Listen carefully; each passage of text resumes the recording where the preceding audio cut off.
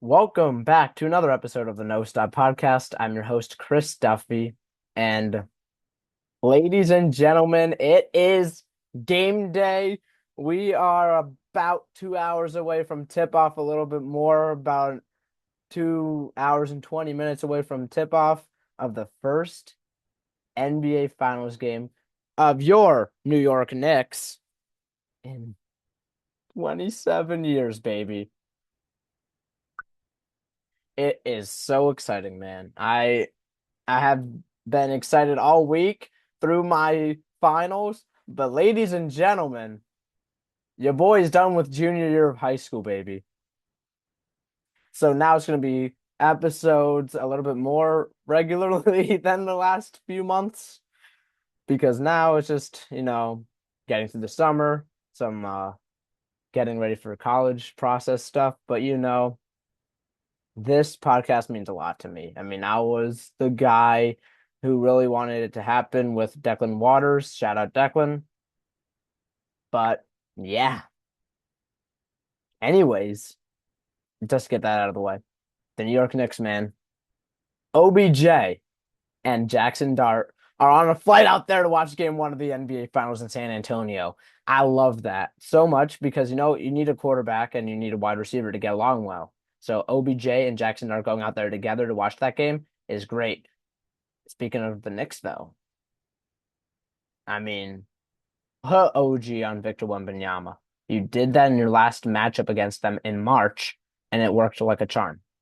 I want it to be OG on Victor, Fox, and Brunson, Castle, Mikal Bridges, Cat Vassell, something like that. I want it to be something like that, but definitely OG Anunoby on Victor Wembanyama. Because Karl Anthony Towns, great offensive center, terrible defensive center. Now, I will give him credit. He did step it up in these playoffs, but he's not going to be able to block Victor Wembanyama like OG Anunoby did in March. So that's, I think, what has to happen. Now, in terms of the Knicks on how they can win, I think they could just rely on Brunson, get some quality shots up, use your bench a lot as well as what's been happening. Landry Shamet, maybe he can continue the hot hand into the NBA Finals. We'll see what happens there. I mean, you just got to continue what you have been doing for the last 11 straight games because you're 11-0 headed into this NBA Finals. So just continue what you're doing. Don't let your guard down and just lock in. That's all the Knicks can do. Speaking of the Knicks locking in, though, with Mitchell Robinson playing tonight, that's huge. And he was seen walking into a shoot around with nothing on, but he has obviously put that brace on, whatever. So hopefully he'll be good to go, and hopefully he won't have that many minutes restricted off of his usual playing time. But we'll see what happens because we're gonna need him to play against Victor as well.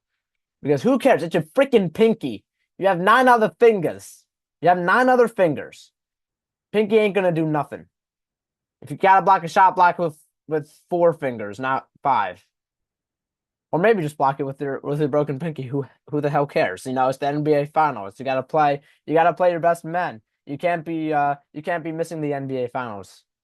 Like you just cannot. You just cannot. So yeah, I mean that's great.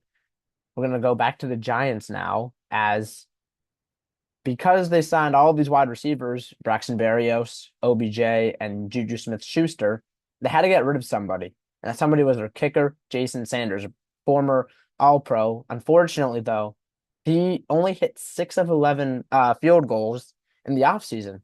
So they decided to release him to create that space for Juju Smith-Schuster, which is a little bit interesting because now the kicking room for the Giants is Ben Sauls and Dominic Zavada, the UDFA out of Michigan. Two guys who are really unproven. So now it begs the question, are they going to sign a guy? But I don't know if there's really there at this point, who is it? Because there really isn't the kicking market is not great at all right now.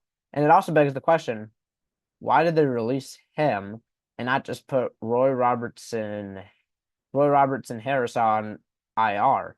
Because if that happens, then that can let Juju Smith-Schuster join the roster because when you go to IR, it takes you off the roster essentially, the 53-man roster. So just it's an interesting happening. But either way, I mean, you just got to look at Ben Sauls and Dominic Zavada now, see what they can do. I mean, that's all you have to do, man. That's all you have to do. Next, man. Knicks and Giants. It's a great time to be a New York sports fan. Now, the Yankees, last night wasn't their best showing. Cam Schlittler didn't have the schlit he usually does. But also, the knockout punch was that line drive base hit down the right field line against Camilo Duvall in the bottom of the eighth. No, top of the eighth inning.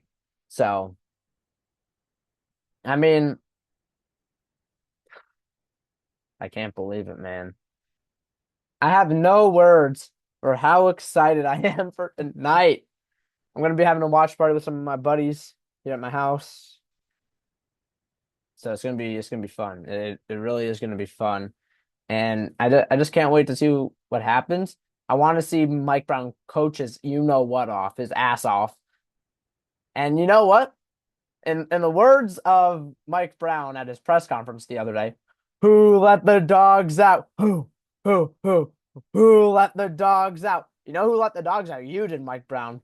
You did. You're the one who has coached your ass off this entire playoffs. This team would not be here without you. This team would not be here without Brunson, Bridges, Hart, Cat, Shamit, the whole freaking roster that wouldn't be here.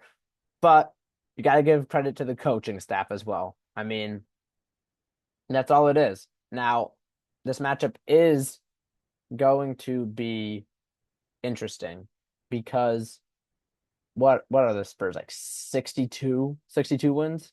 Knicks only have 52, something like that. Spurs are the better team going into this. But the Cavs were the better team going into this into the Eastern Conference Finals. And what happens? Sweep.